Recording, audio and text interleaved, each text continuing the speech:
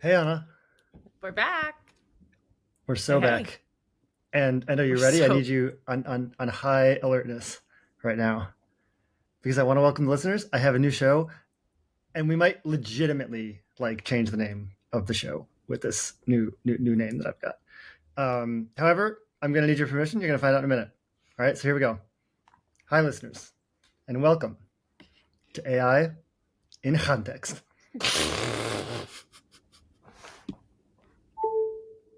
Did I nail it or did I nail it? I don't want to talk about AI every week. I already talk about AI every week. Does that title oblige us to actually talk about AI? I thought in your continued hatred of my work and professional outputs, I thought you were going to call it AI out of context. Oh man, that's so much better. I thought that's where that was going. This is good. It's collaborative. It's workshopped. This is the AI out of this is the context. That's process. good. No, that's good. Can we change it to that, or is that still going to make you feel like? That's funny. I'll do AI out of context for all Let's my unhinged, go. unepistemic takes. Yeah.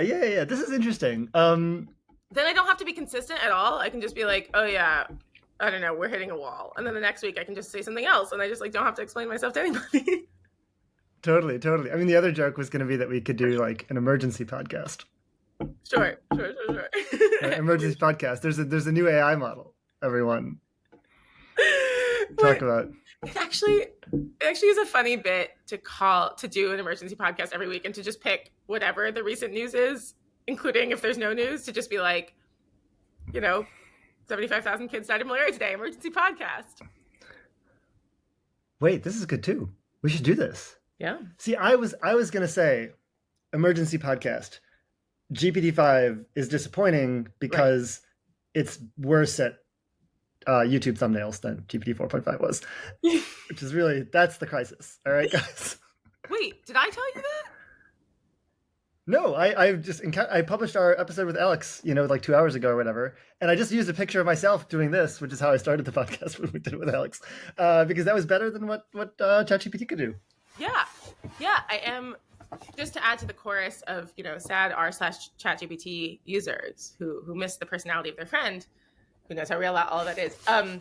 It is the case that 4.5 was like unusually and specifically good among all the models at speaking internet speak, and so I did use Mm. it more for like any helping, like clever about tweets or clever about YouTube titles or even scripts that like don't sound, because with the other ones, if you're like sound cool, they'll be like no problem, hashtag bro, hashtag got you. Jesus Christ, what's your trading data? And that was has and has 5e lost it? Have you tried? um I it's pretty I haven't gone deep because we're not close to launch, so we're not like doing that kind of thing right now, but it's definitely less of that. But I did ask it to create a poster from scratch and it like mocked up a bunch of CSS stuff in like a minute. That did seem kind of impressive. All right. Well, you take the good with the bad. Anyway, the direction that I was going to take it after AI in context was like, and I think it's related to AI out of context too. It's like related enough because it's like kind of putting this highlight on you and your job and why people might know you. You have like an interesting relationship with attention, in my view. Woo! Usually I have therapy on Fridays, but all right, let's hear it. Just we can keep this in your relationship to very public facing like fora um obviously you're great at it. I've told you this many times. You should be out in public. People should be seeing and hearing from you all the time.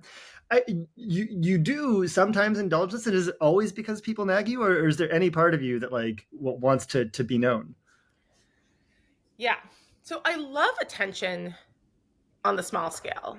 Like being the center of attention in a group of people is like deeply enjoyable to me. As anyone who sees me at a party will know, either to their delight or chagrin, depending on their orientation to it. Yeah, it's very fun to sort of like be a presence and to like just like take up a lot of space and to be kind of loud and to just like make jokes and to like do all of that. Vis-a-vis the public internet, I definitely have like just like way more uncertainties about that, of how good it is. In fact, I literally, wow, it is so wild that you brought this up. Were you on my Twitter yesterday? On your Twitter? Yeah. Well, I'm sure you're on my Twitter Possibly. today. As But as you know, those things pass out of memory so quickly. you have to be doing your research. Yeah. Okay. Wait. This is actually perfect. I actually have a story to tell. So, Mm-hmm. I talk about my parents a lot on this podcast. This is really surprising. I sort of didn't expect this. Anyway, my dad swam around Manhattan yesterday. I was going to ask because you mentioned that in the Lawson episode. I just listened to you talking about it like an hour ago. Yeah. He literally just did it. He swam around the whole fucking island. It's so cool. He was in the water for 11 hours. He's been training for months. I like when he was visiting, I swam with him in the morning to do exercise, and he like I would do like I did like 1,000 yards, and he's like, "That's a good warm up," and I'm like, I think I'm done." It's like wildly impressive. I'm super proud of him. I'm so delighted. So I post about this on Facebook, where everything is normal. Like our friends and family like it and like say, "Wow, great job, D." That's what we call him. You know, it's all very good. I posted about it on Twitter, and I also have friends being like excited for me and excited for him. Some funny skepticism, like two different people were like, "Are you serious? No one swims in the Hudson?" And I was like, this is like a weird time to do a bit, but like, in fact, I am serious. Fine. It's true that actually he has been reported. He has like had people tweet like, "I saw some guy in the Hudson. Is he okay?" He has swam before in the Hudson. So like, I understand that people are like alarmed. Somebody else said like, "I thought this was a joke. Nobody talks about swimming in the East River except as like a disgusting thing you would never do." So there was like perfectly fine attention, but definitely less of the like sheer positive that you get on Facebook. Fine. This is all fine. And then somebody I've never heard of before responds and goes, "What is a psych professor? Does he have any published research?" Because that's his bio. His bio says he's a developmental psych researcher. And I'm like, where's this going? And actually, and also, actually, interestingly, I also have a funny relationship to being nice on social media. I broadly think like kill him with niceness is just like a great strategy. But sometimes I do indulge. And so I thought this guy was being a little snarky about my dad. So I was like, I believe in your ability to Google whether my father has any published scientific research. Just like a little snarky. Fine. And then I felt worried, and then I felt bad. And I'm like, is my dad gonna get in professional trouble because I'm being an asshole? And anyway. So then this guy asks Grok, of course, in response to my tweet, like, "What's Daniel Messinger's published research? And does it have anything to do with this other person's research?" And I'm like, oh, maybe he's actually just trying to make a professional connection. Maybe this guy's nice. Maybe I'm like a total dick in this situation. So I feel bad. By the way, at this point, I go into a movie. I saw Weapons last night. Great movie. Happy to talk about it. But anyway, I don't check my phone. I get out, and this guy has now a Twitter thread linking to various parts of my dad's research with kind of not super coherent sentences, like this person does not seem super attached to reality, and then links to my AI 2027 tweet. And I'm just like, I don't like this. And then somebody else with a bio that said EA antinatalist, which like are, beliefs you can have, but it is a red flag, I claim, goes, retweets my tweet about my dad swimming in Manhattan and goes, "That's cool, my dad's still an asshole." And I'm like, this is just not the kind of attention I usually get on Twitter. This is a weird tweet to be getting this attention. I like tweeted like criticizing Sam Altman, what I think about the new models, like lots more shit that like you. Anyway, I deleted the tweet. I took my Twitter handle off of the most recent community post on the YouTube channel. I was like, cooling off period. Something is going weird here. So, which is all to say, I do, in fact, and that's only one guy, and like, I only have like however many followers I have. Listeners, you can make me have more. But I really did not like this experience, and it was actually pretty stressful for me. And if I was like a little, and the actual sentence I said, because I'm a cringe lord, on the way home to my partner was, "Wow, it's such a bummer that I might get more famous because of this YouTube channel. I really like the exact amount of famous I currently am." Oh dear. Anyway, well, hang on. So, yeah. So first off, cool story. I want to dig in more on this very last part, which Yeah. is like, I mean, this is like a negative experience, but there are like many shades of negative experience or something like that. And this is just Is there not that some? bad. And I still found it pretty stressful. Yeah, like, is there something deeper going on? Do you unpack your stress? Like, what is it? What does it mean? I often take a pretty deflationary approach and go, I have an anxiety disorder. um, what is the deeper thing? Like when you're ruminating on it, when you're scared. Like, I'm not asking you to like come to a wise piece of advice or conclusion about what someone ought to do in these situations or how you ought to be, but just like, what is it? What is it like? What's happening in there? I have some. I feel like you sat down and were like, why isn't Hannah more famous like I want her to be? And you decided to goal factor this. And you're like, oh, it's because she's anxious about it. And so what I need to do is solve her anxiety. And then I will achieve all my goals. You have this written down on a whiteboard somewhere? I should. What am I scared of? Yeah, okay. Wow. Being real vulnerable. I think a lot of my stress, unfortunately, comes from like a super predictable human reaction, which often has led to like some of the, I think many of the worst human decisions, which is like a real like moral hazard analysis. Like, will it be my fault? Like, not what will the bad outcomes be, not how bad will it be, but like, will it have been my fault? Will I have been an idiot for doing this? I hate the feeling that like it was predictable. Obviously, I should have seen it coming, and like I should have done better, and that makes me more risk averse. So I think if I like, in particular, I mean, in this case, if I like actually did have any professional consequences for my dad, I would feel really bad. I would feel like, wow, why did I like invite the Eye of Sauron onto my family? Jesus Christ. Now, Yeah. in this case, I'm like, wow, it was like truly the world's most innocuous tweet. I think I feel like I could defend myself to myself, which is the thing that matters. Yeah. But yeah, that's part of it. So you said like the worry about it being your fault. Yeah. I feel that worry whenever like I'm like not stressed about the world being terrible or like my life being terrible in ways that I can't control. But if there's any story I can tell where it's like I'm to blame, like that does eat at me too. Yeah. But what's the it here? The it here is like conspiratorial weird Twitter guy says too much about your dad and some other person sees it and then your dad has professional consequences. Is that it? In that case, yeah. Or just I just was worried at that particular moment. I was like, what if this is an actual potential professional colleague of my dad? And they're like, your daughter is kind of a dick. They did start off by asking, what's a psych professor? So I don't think that risk was particularly acute. Look, this is so sensible and not how my brain was working 3 minutes before the movie started when I was getting ancient. Yep, that's all extremely reasonable. What's it? I mean, the actual it, right, is being the main character of Twitter, right? Like that's when I look at other people being the main character and like getting just like tweet upon tweet about how silly they are, how stupid they are, whatever. I'm like, I look at that and I'm like, I would not survive. And I'm like, great. So the thing is to avoid that. I think Allie Lokes is having a great time. Which one? Who are we the on smell now? doctor. She is having a okay. This is the actual answer. If you can, okay. Spoilers for the Marvelous Mrs. Maisel. I'm currently on the 7th episode of. I know. How could Hannah not have seen it? It's like about a Jewish comedian. I'm working on it. It's not as good as people. Whatever. At some point, she does something really like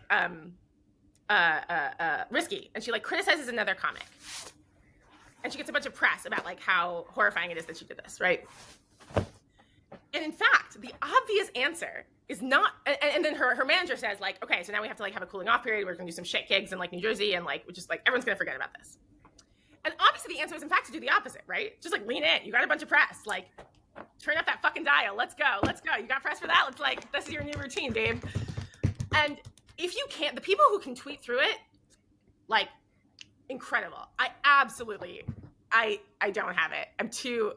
I know I got the like, the persona, the whatever, it would be too stressed. If I could do that, then I could, yeah, you can totally ride the waves.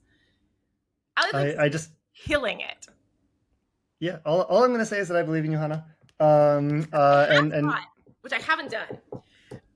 Wow. See, this is going to be the perfect parallel to my partner's podcast where he tells you to write an email ahead of time in case you can't show up to work. I'm going to say the thing I often think I should do is have my Twitter. I actually thought about this last night. I was like, if I had to give my Twitter password to somebody else without logging into Twitter so that they could like tweet for me or like look at my shit and tell me like how many death threats I'm getting so I don't have to look at it, how would I do that? And then I was like, oh, I do have it in my 1Password.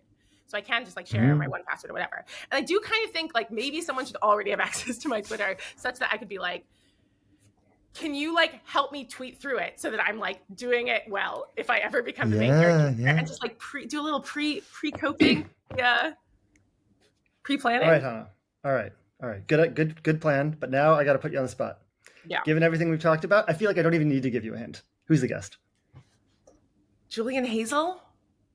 So close. Think more therapy and anxiety and challenge for Hannah. Damon? He's not very on Twitter, but he's a therapist. Okay, more on Twitter, but it's everyone's favorite attention-aholic, according to me at least. From the UK, the mystery guest, Nathan Young. Hey, Nathan. We got her. Yeah, I thought this would be pretty satisfying. Oh my god! Wait, hang on. Can both of you just let me know? Is this not supposed to be happening? Did I do something bad? We had there's actually a court that says that we're not allowed to have podcasts, not since that big. I feel like there's only a centimeter between our. That doesn't obey the restrictions of the. Oh yeah, you're right. Of the restraining order.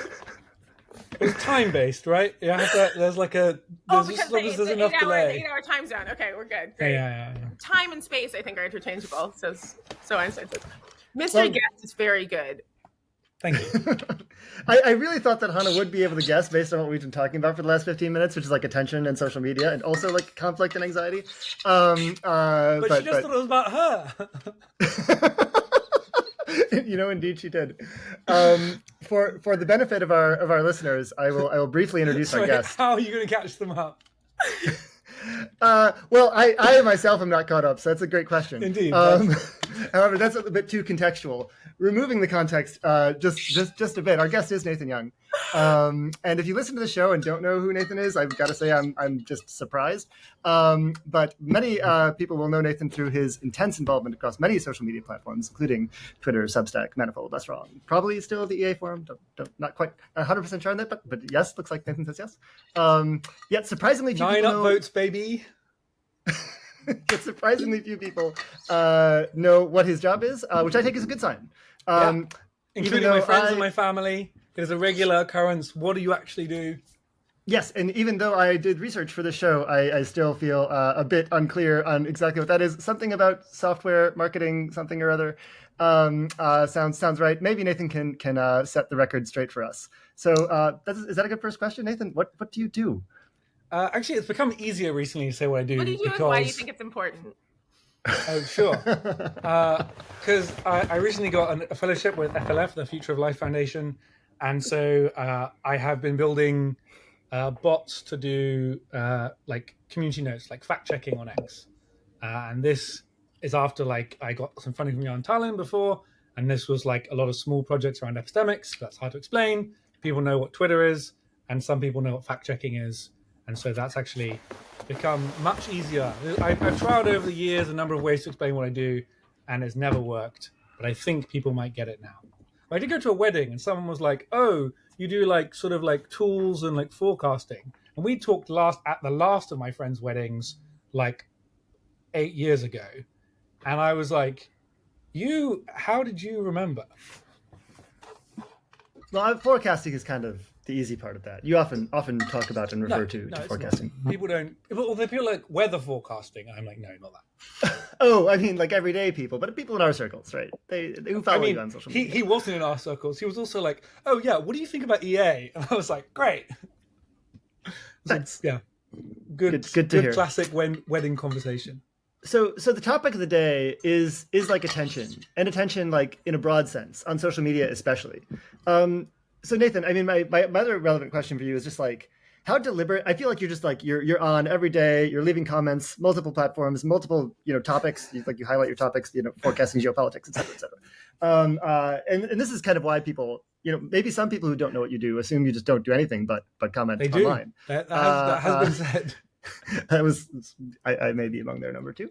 However, but like, how deliberate is this behavior, this thing that we all I'll start with my favorite anecdote based on this. Is one time I found out that many of my followers thought I'd been like, they thought I couldn't keep any secrets, and and I was like, that like many things I don't tell you, and they were like, that doesn't seem right. And I was like, you understand I've been like dating people, you don't know who these people are. And then one of my followers was like, I always figured you were divorced.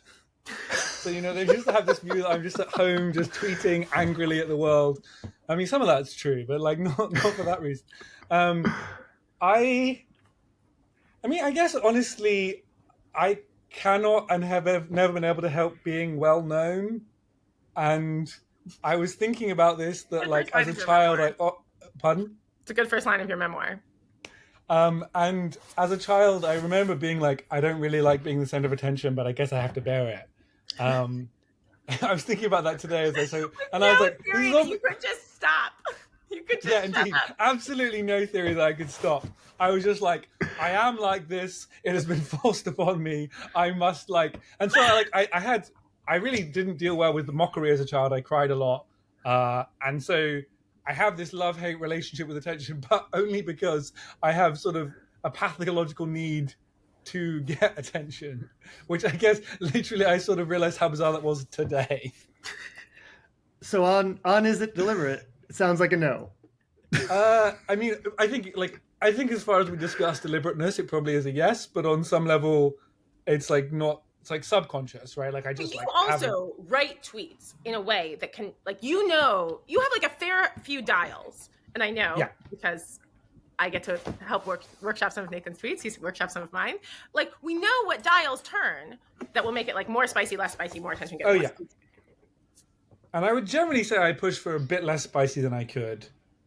Like, right. Quite often, I can think of several times in the last day that I've taken a tweet and added the word probably and maybe. Last day. This is divorce energy.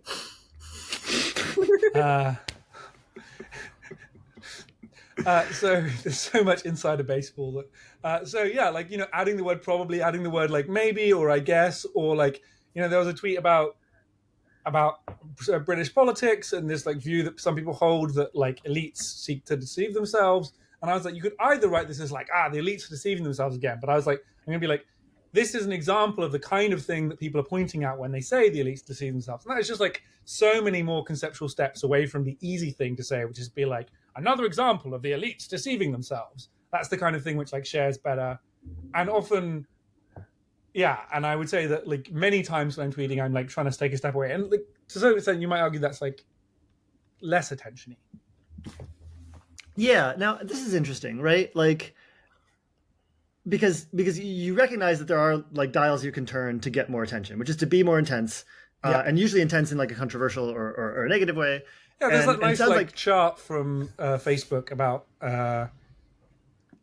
basically they found that like it got more and more like views the closer it came to their like banning line, and then they obviously ban it. But it's like the content that's like right on the edge of the line was the content that like. Oh wait, so it is interesting that there is like deliberation. They're like in your process, at least as it's been described so far on the show, there is deliberation, right? There and is like the natural thing for you to do the most attention getting thing you possibly can, because like that is what your heart is like drawn towards, and then you need to deliberate to like temper it below the banning line or below some other like reasonableness line. Not always. I think some of the things I like to tweet about. I mean, there's a chunk of them are just like jokes that I find funny, and sometimes other people find them funny, and sometimes they really don't. There's like an amount of tweets where people are like, you're like, why are you doing this? And I'm like, it's for me. It's not for you. It's for me. I think sometimes the key to tweeting well, by the way, according to me, and I think to Nathan, is like when you scroll through your own profile, are you like banger after banger? Bang. Yeah, absolutely. That's how I feel. I look through, not because I'm so genius, but it's exactly to my taste. Sometimes I like read my tweets and I'm like, haha, that was funny. Yeah. Also, I have like a load of things which aren't quite tweets yet, and like I have like a huge like document system where I like write down all of my thoughts all the time, you know, like You just then thrown all there's just that in an LLM yet and just been like, yeah. what- I mean, that's like one of the tasks at some point. But like, there's just like so much like even far more surrealist stuff. Like before I came on this, I thought I did Latin in school, and so it's all like Caecilius es in horto, and I was like, oh, like Lucy is in the sky with diamonds, or you know the Beatles song, and I was like Lucy est in, you know, and I was like, there's like a good like riff on Latin and Lucy in the sky with diamonds. And that's a joke that I think nobody in the world except for me will find funny. So that didn't make it to Twitter, but part of this is what Hannah says, that it's like I think this is like a kind of fun, goofy way to be yourself. But I also think it's like Twitter drives people crazy in some sense. And I think it's often audience capture. You eventually start just performing so much. So I think it's healthy to have things just for you, because then you learn to sort of like turn your audience's nose away and be like, look you know, some of this you aren't going to like. I mean, so some of stuff is like goofy jokes. Some is just mechanism design that I find very interesting. I do some sort of like spicy takes. I guess there are like some entire topics that I avoid just because like it goes terribly. There's some topics that everyone avoids that I don't avoid, and that goes sometimes well, sometimes bad, you know. And then there are like some things where I can just sense, hey, this could go extremely viral. I think it's less about stepping away from the frontier of virality and more about being like, you know, will Hannah be happy with me? Will Katia be happy with me? Will Ollie Habrika be happy with me? I was just gonna say, I don't think you turn up and down the attention dials for attention itself, for the most part. I think you are like, because I think you like to get into the fray when it's something that you back, and you're like, I think I'm directionally moving this conversation in a better direction, and you just like stand when you stand by that, you are like excited to get into the fray. Like I just like really remember the time when our friend's dating doc was like profiled in the New York Times, and she got just like a lot of shit on Twitter for like people's feelings about her dating doc, and you were like everywhere on it. You were like, I forget exactly what style you took, but you sometimes were like, she's lovely, and just like sort of kill him with kindness, but you also sometimes were like, what the fuck, bro? Like, I don't remember what you did, but you were just like everywhere. Yeah, I mean, that was one of the times I was more sorry, there's a good I went to a friend who was just like, fucking get him. You know, like this was like the one time he was just like this like a trusted friend, and normally I'm like and he was just like go salt the earth, burn them down. And I would say that I don't normally, you know, I come from a Christian background, I'm very like turn the other cheek, and so like as an adult sometimes I've learned to be like strike back more than I ever would have done as like a child, and that was one time. I would say that relatively rarely do I go into that like full, but I don't mind. I think also you got to be careful because, you know, I don't consider myself to really be an apex predator in any sense, but particularly on Twitter, you have to be cautious because there are real big ugly creatures out there. You know, don't fight menswear guy. You don't know who he is. You're lucky. Thank goodness he agrees with us on many issues. But that, you know, that guy is a monster. Don't fight the if you're a black or Asian guy. That guy, he will make you look black or Asian. That's his whole thing. And if you try and fight him, he'll just do that.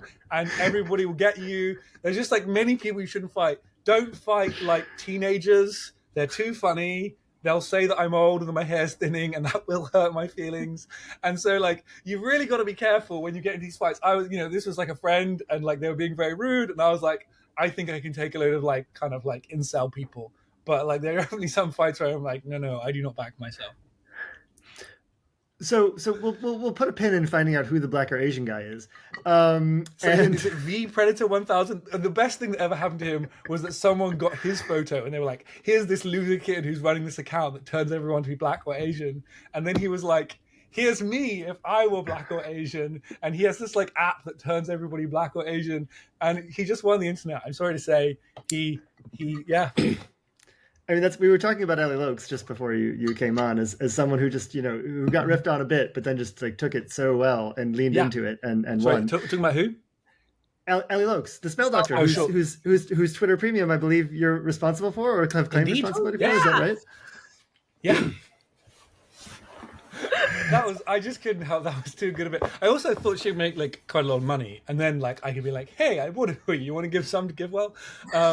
But she didn't actually make very much money at all, which was pretty confusing to me. Though, surely she all of her tweets go very viral. But I also thought, she took it like a champ. which I think like sometimes people just like really respond well, and It's you've got to interesting that respect there's that not hustle. yet. It does feel like a little bit there's a market for like, so you're getting canceled today. And like immediately there's like a $300 workshop to sign up for, right? Where like the 5 best canceled people who are like the best at this will like talk you through it. They will like emotionally calm you down. They will like help you tweet the right thing so that you don't like look like a jackass, but you also kind of like win the internet. Like, it just feels like Barry Weiss, Ali Looks, Richard Hanania would all be like thrilled to do this. Ayla would all be thrilled to do this for money. Sure. Yeah. But it needs to be like they need to be on And I call. think, like, It needs to like it's happening now. I don't know to what extent we wanted this to go in this direction, but I think we're like in an interesting time for cancellations. Because for a long time, if you were getting cancelled, you were just like, you were underwater and you were not coming up. But like for the first time, you know, Sydney Sweeney has been wearing trousers this week, last week.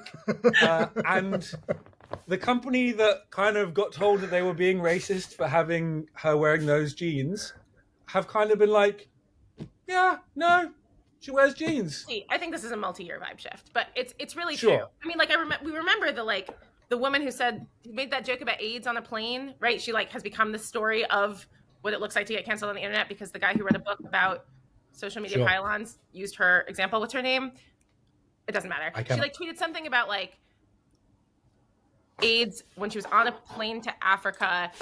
She's like clearly like a do-gooder who like wants African lives to be like thriving and flourishing and was like making fun of the situation. But because she didn't have internet on this 8-hour flight, I think Justine Sacco, am I getting that right? Great. Anyway, hashtag fired Justine Sacco had gone trending. Yeah. Oh, I vaguely remember this. Yeah. And she was fired by the time she had landed. Yeah. If only she had Wi-Fi and Ali Looks. Well, I think there are some sort of things you can get cancelled for. Indeed. Yeah. It is interesting. Well, that's interesting. I'm dating this story now. So that was in 2013. Yeah. 2013 was a very different time.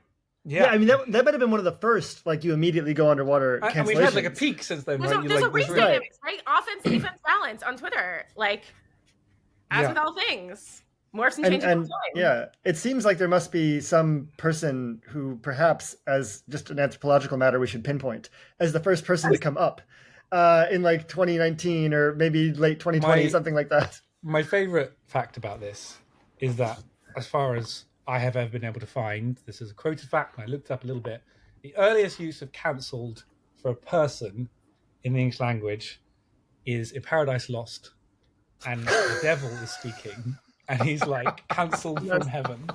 And I just think it's like, there's like a prolific Twitter user, Jay Galt, when I tweeted this, he had like a picture of like someone using a computer and sort of like a devil kind of demonic, and it's like TFW, that feeling when cancelled from heaven. And I think about like that feeling when cancelled from heaven, just the devil just smacking on his computer being like, how dare you.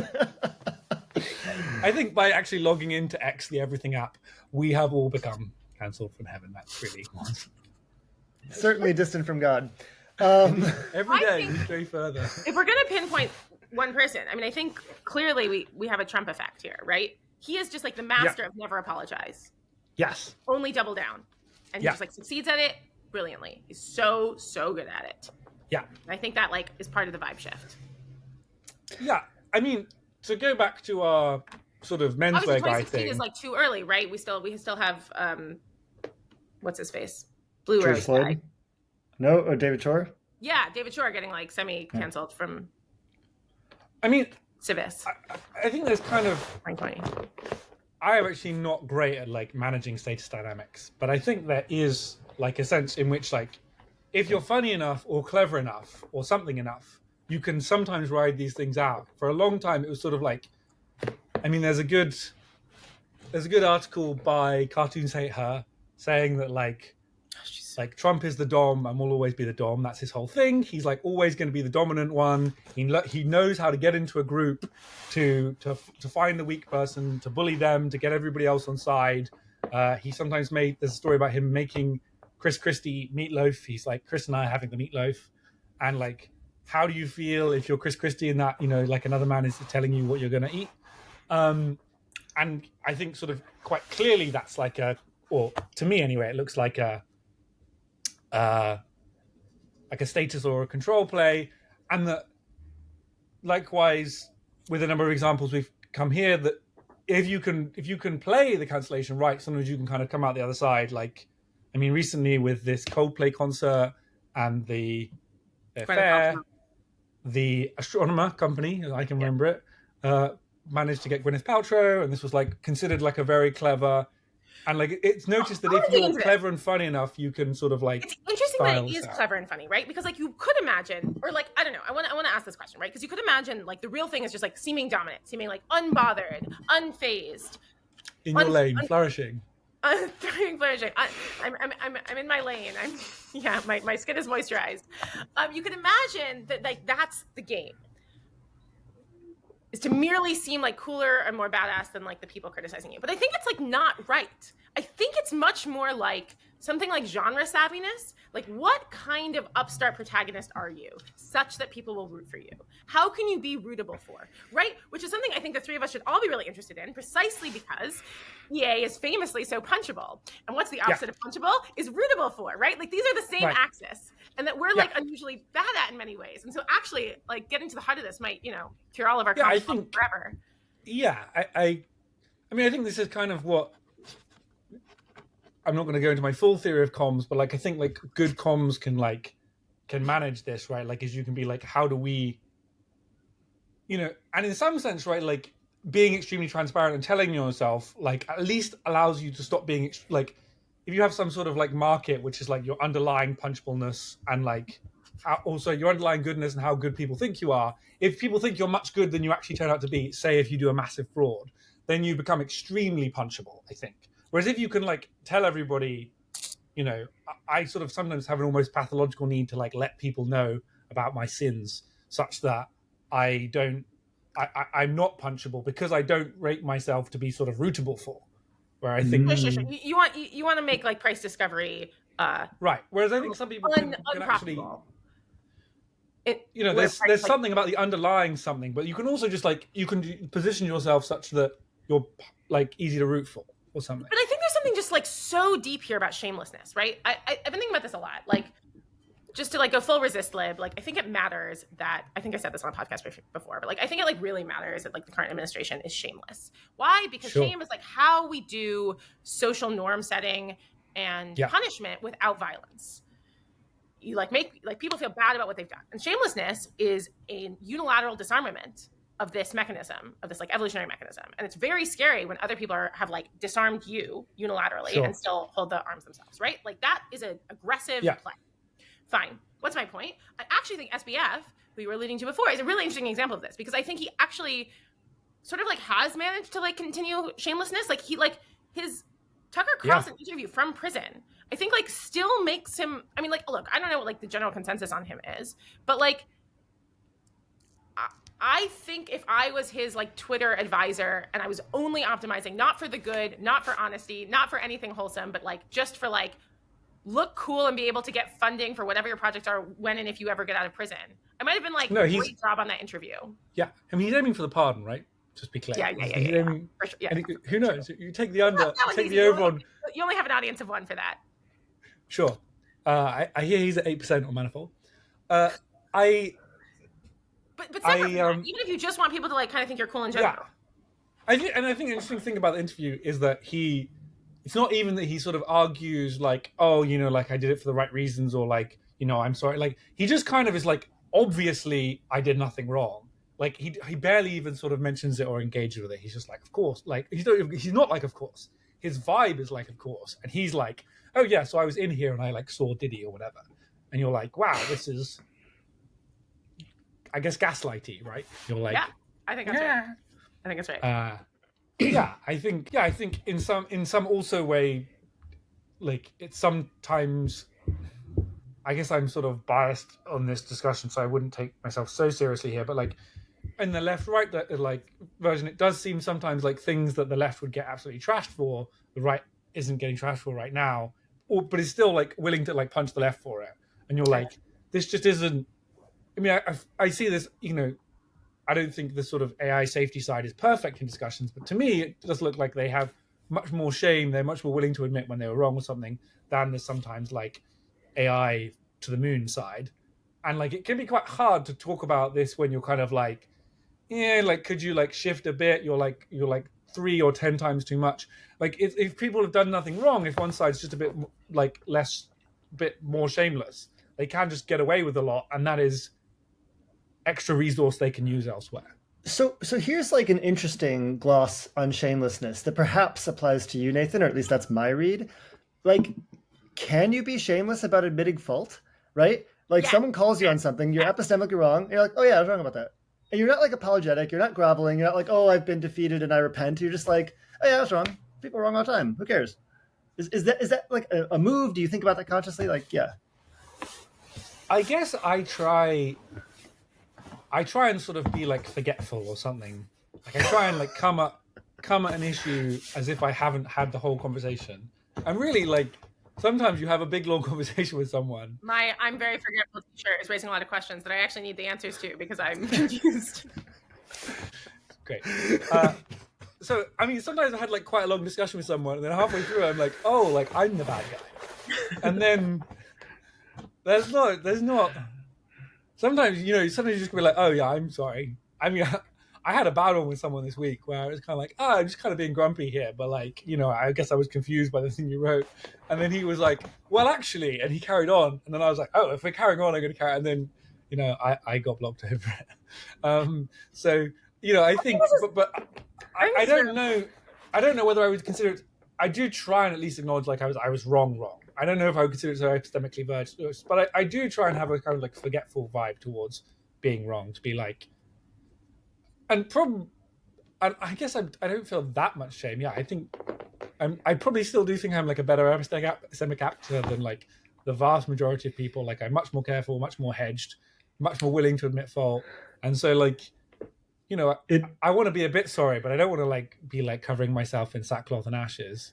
It is worth noting that Nathan's like God, why did I forget the name? Nathan's timeline photo, the landscape above his Twitter profile, is his negative balance on Polymarket. I just want to flag that.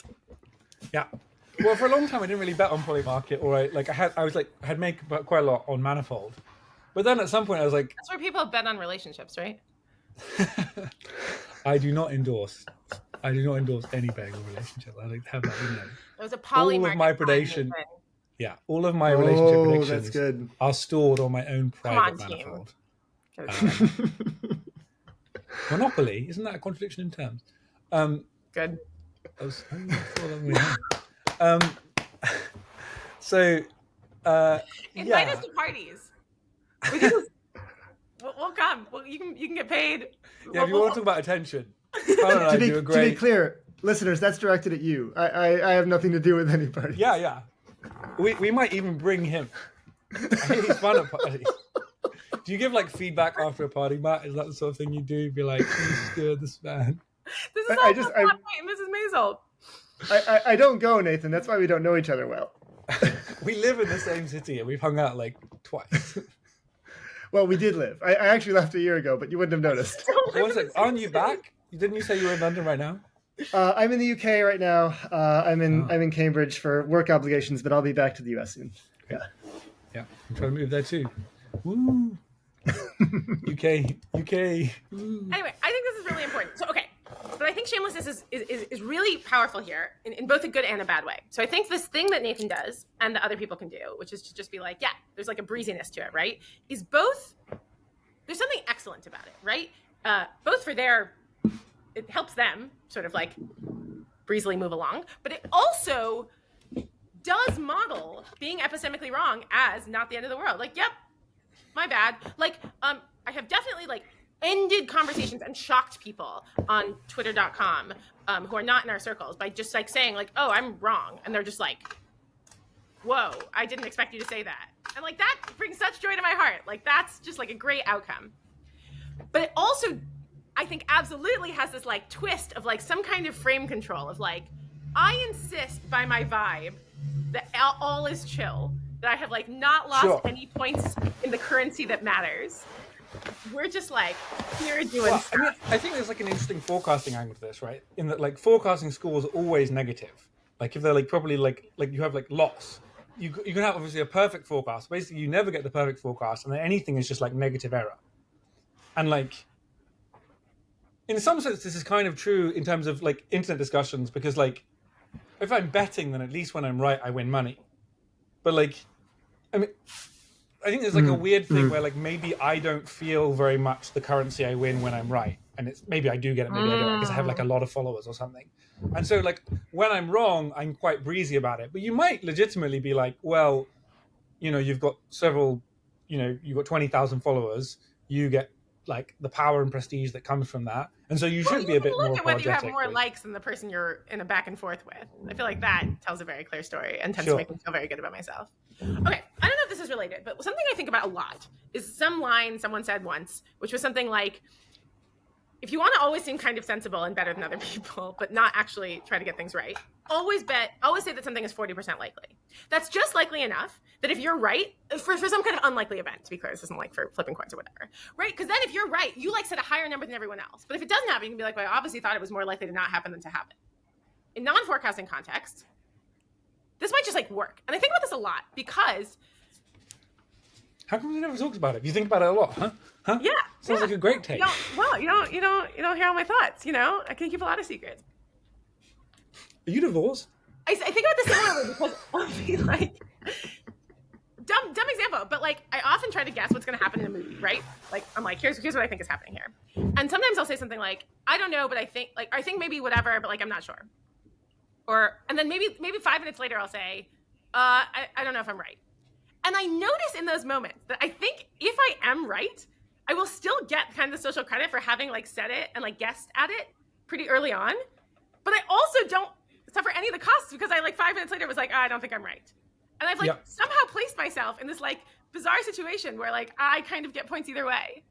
Yeah. And maybe a lot of speech is kind of optimized for this. Or like the people who are better at it come off better. I don't know. I don't know what to make of this, but I think about it a lot. I mean, so I don't know much human like sort of evolutionary biology, but doesn't mean I don't like to think about it sometimes. And it seems at least credible to me that like one of the reasons that humans can like reason at all I feel like that would is be to a very like funny line coming from God. yeah. Kind of my first try. I've only done this once, guys. God's like, get off my back. So something like that maybe we learned to. It's really hard. Have you guys noticed? Yeah, come on. Come on now. One of the reasons that we learn to reason at all is to sort of like convince one another and to maybe storytell and to maybe like deceive.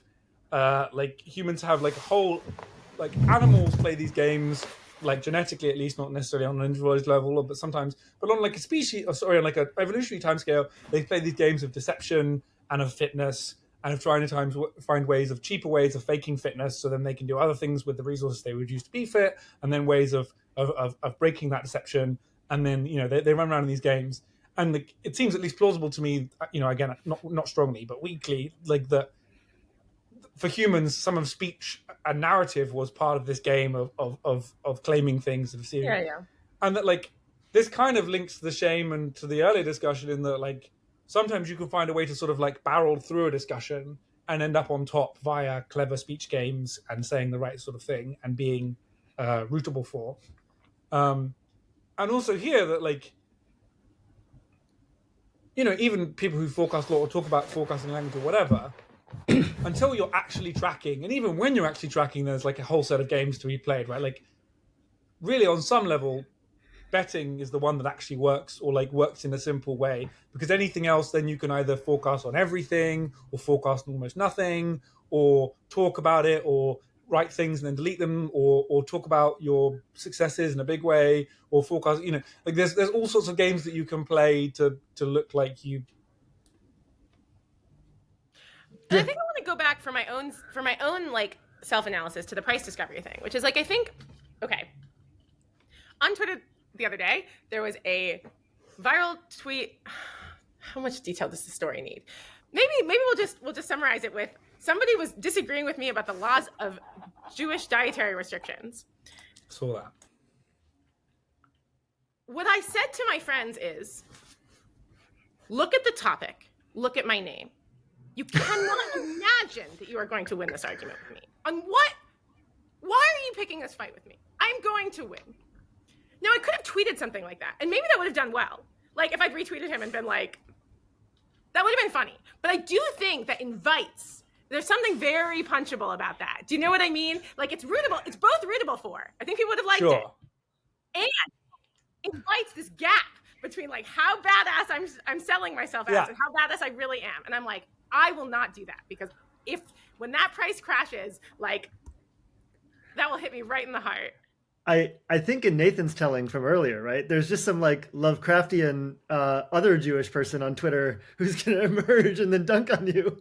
Yes, that's right. I did literally like question myself precisely because that would be the bad outcome. You asked what's it before.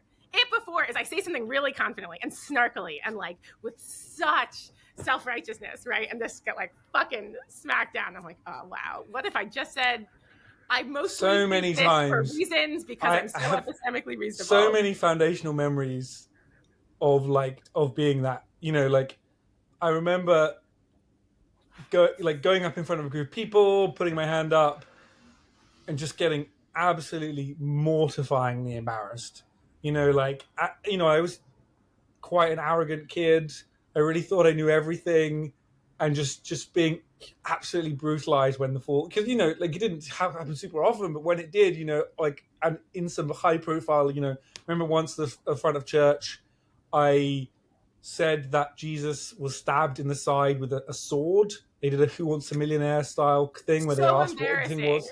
I know, it was, you know, it was a spear. And I didn't want to phone a friend because I wanted to save those things for later. And I was just, you know, I was in tears. It was terrible. You really have to be sure that you can like absolutely like win the combat. This is why I'm so confused by menswear guy. Like, how is it that everyone who comes at him is like a pedophile or something? You know what I mean? Like, it's like, it doesn't. For those who don't know, he really is willing to do his homework. There's the famous one is where somebody criticizes someone's watch, and this guy's like, well, you know, and then he like they have a back and forth and an argument, and this guy's like, well, why on earth are you like criticizing watches anyway? Like, you're just a loser. What are you doing with your time? And he's like, I list watches, you're on a watch list. And he just like has the fact the guy has like been done for like child endangerment or something. And you're just like, oh my word, this is just thermonuclear. You don't come back from this. Like, maybe literally you don't come back from this. And so I'm just like, does he just like have unusually good, like narratively structured enemies? Like, this is like worth the candle and like it all just like works out for him. Like, what's going on? Is he the dreamer? Here? Well, he gets like he's incredibly popular, right? So he has tons and tons of replies. He can just pick but he's also, yeah. I think like also he's like so skilled that like we're seeing sometimes the best ones, but even when he's like pretty mediocre, he's like still extremely good. I know the answer is like selection effects of some kind, but I'm like, how like. But how also, it's like sometimes it's not selection effects. Sometimes it's just that like also he's like so good that he can afford to take risks. He may not be miscalibrated because like. He's already taken the measure of this person very quickly, and so he in some sense intrinsically knows, or he just really backs himself to be able to like do so much of the time that even in the conflict where he sort of doesn't perform at his best, he's going to kind of go for like kind of evens. You know, like really it would have to be an astonishing performance by a random individual to be able to like beat him even on his off days. But my guess is also that like there's a true backing of self. Like when he wrote that article, like, look, I don't know, maybe I believe people's narratives about themselves too much, but like he wrote this article sort of pushing back on people's critique that he like only criticizes how conservative people dress and not how liberal people dress because he's like a political hack. And it just seemed like maybe he just sold me a really good story, but it just seemed like he deeply does just back what he's doing and like does not harbor like deep insecurities about whether he's a political hack. And so the price discovery thing is small, right? He's like kind of arrogant and like backs himself to it. And I think that does make someone A, less shameless, and B, less like punchable. Whereas like I think the problem with me is that like my most arrogant moments and my most insecure moments are like very, very far apart from each other on price discovery scale.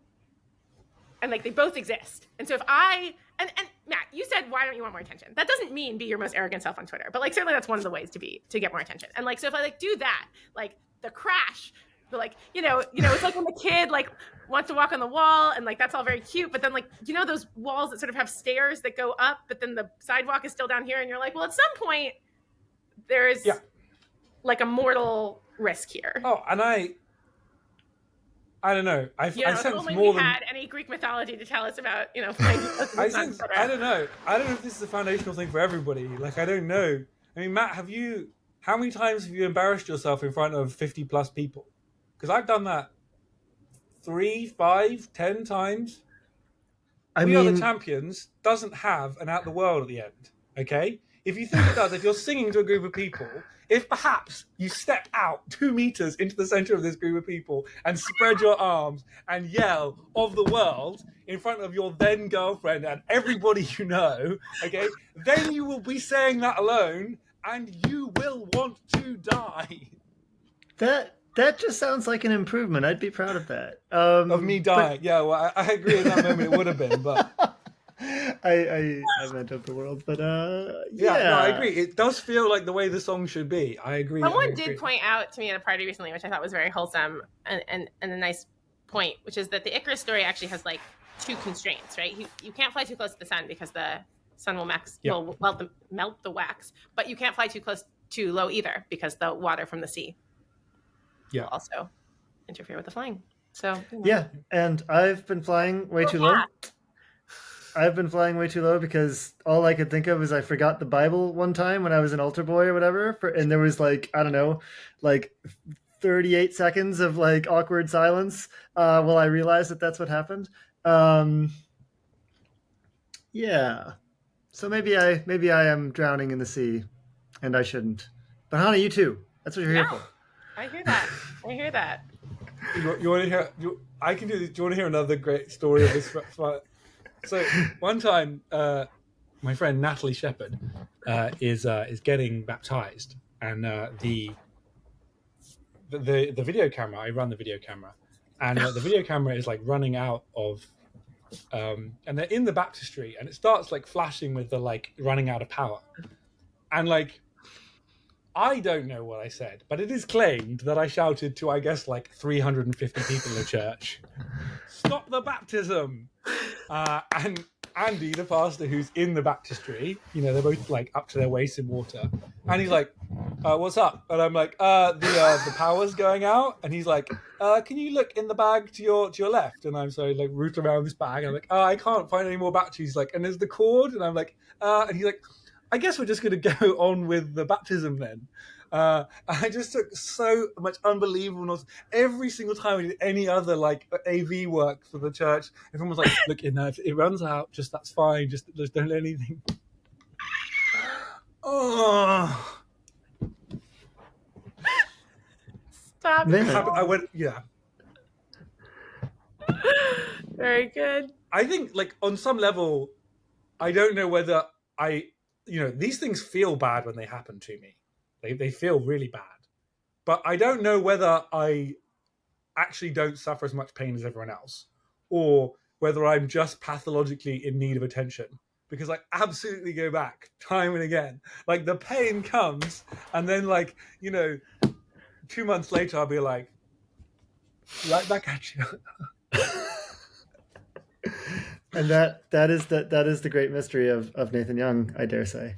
But yeah, I mean, I hope that you've built some tolerance towards feeling mortified. And in my mind, I had imagined you well had done so, but it sounds like what we learned from this episode is that maybe not. I think people like to see you bleed a little in public. You can't be bloodless. Oh yeah, absolutely not. I think I've gained. I think I don't take myself so seriously. I think I can laugh at it. I think if you also I've taken so much brutalism in this way over the years that I have quite a calloused. My younger brother can still get me. My younger brother can drive me out the wall. He just knows how to get under. But I think most people are like, "Oh, have I upset you?" I'm just you're so far from upsetting me. You don't even The line is a dot to you. Like Nathan, brutalism is an art form. Brutality, I think, is the concept you were looking for. No, Matt. I no. think we should eject you from the podcast Stop the podcast. for that shameful error.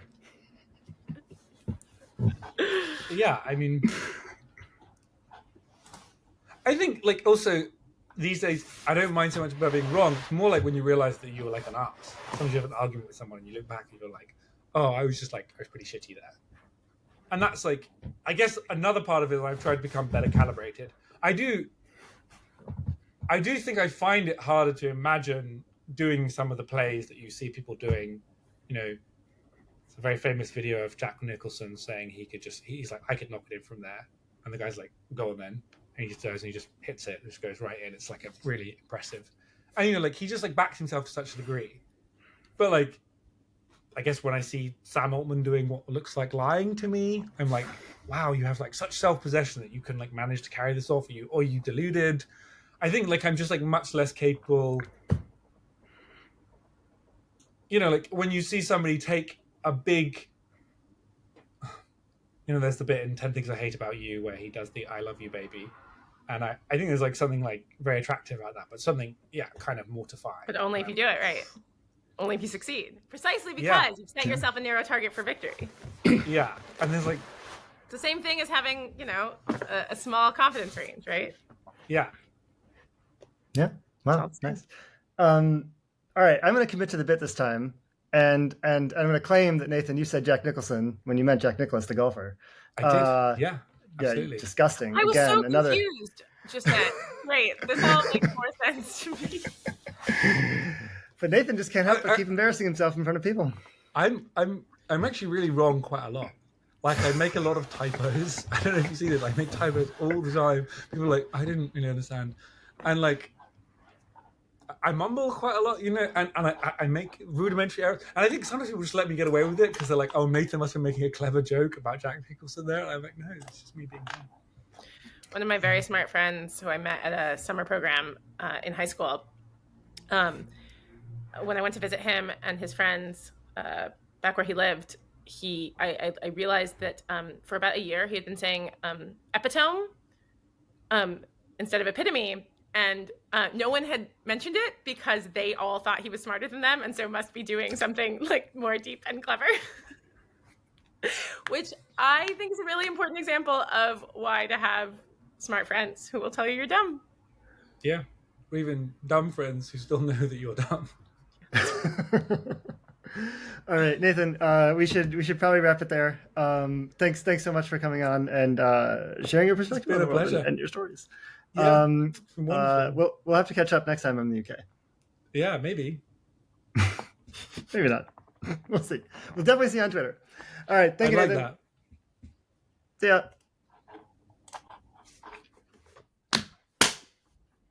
Killed it. Hannah. Yeah, what a great... Wait, hang on. I need to back up and be mortified myself. Yeah, what's your most embarrassing thing you've done lately? Was I not supposed to do that? Was my most embarrassing thing I've done lately bring Nathan Young on the podcast?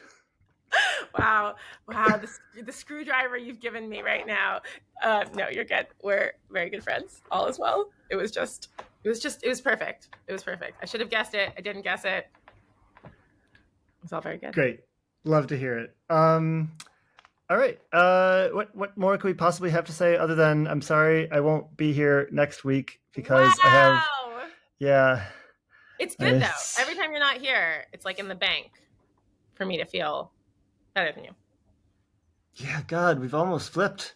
I know. I've had to cancel twice, which maybe is equal to you. Our dynamic has been so, I'm here prostrating myself before the altar of punctuality. It's another reason we need to be AI in context because I was expected and you're the volume, and now I'm no longer expected. It just doesn't work. Which of us is AI? I'll be artificial. You can be the intelligence. Nice, cute, good. Amazing. I'm interested in discussion. I'm just like truly in the midst of reckoning with the question of how much attention to try to get. So I actually really appreciate you bring this up. I'm Every week you show up is another bid for more attention on Hana, and I'm so here for it. Let's go. Let's go. All right, gym time? Gym time. Maybe. For real? Oh, Hana. Maybe. You have a collar already. Go. Maybe. We'll see. What excuse? Give me an excuse. I'm gonna work. What, on that video program I don't like? Yeah, that one. Terrible. No, don't worry. I have a secret video program you do like. Just haven't told you about it. Well, we'll see. We'll see if you totally nullify my criticism by just making a great video about some very gradual disempowerment scenario in the 2050s. It'd be great.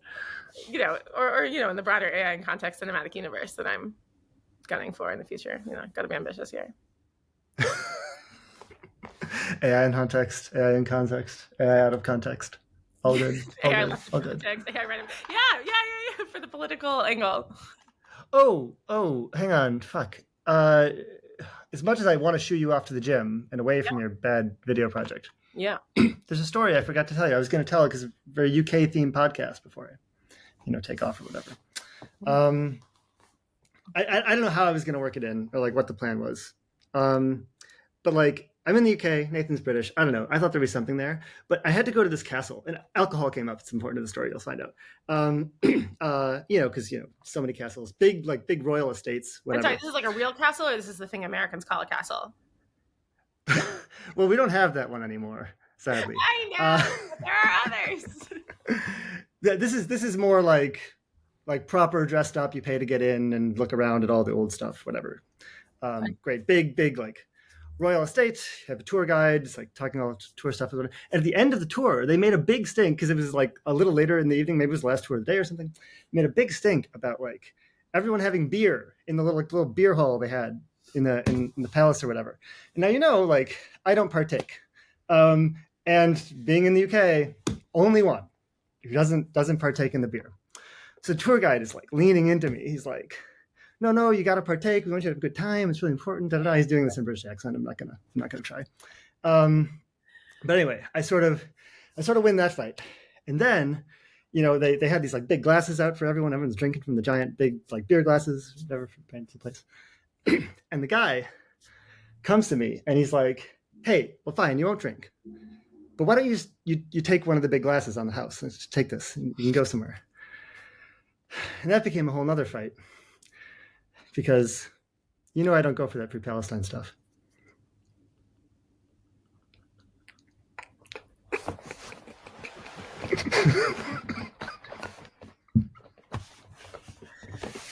What?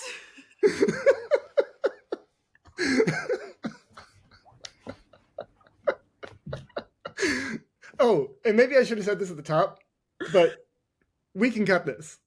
Yeah, no, obviously.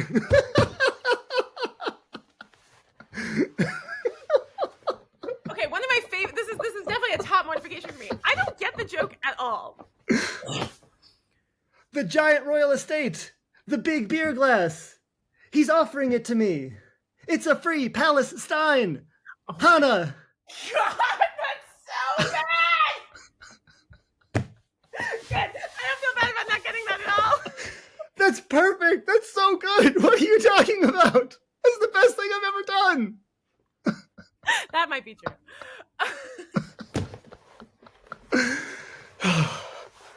Wow. I can't believe you didn't get it. I really didn't. Which is, I am embarrassed, if that helps for the theme of the podcast. But only because it doesn't matter. I was going to defend myself. But you know what? It's too punchable to defend yourself. Free Palestine. Nathan would have liked it. Yeah, maybe I should have said it when he was here. All right, Hana, deadlift. Let's go. Let's go. All right. See you later. See you in 2 weeks. Bye.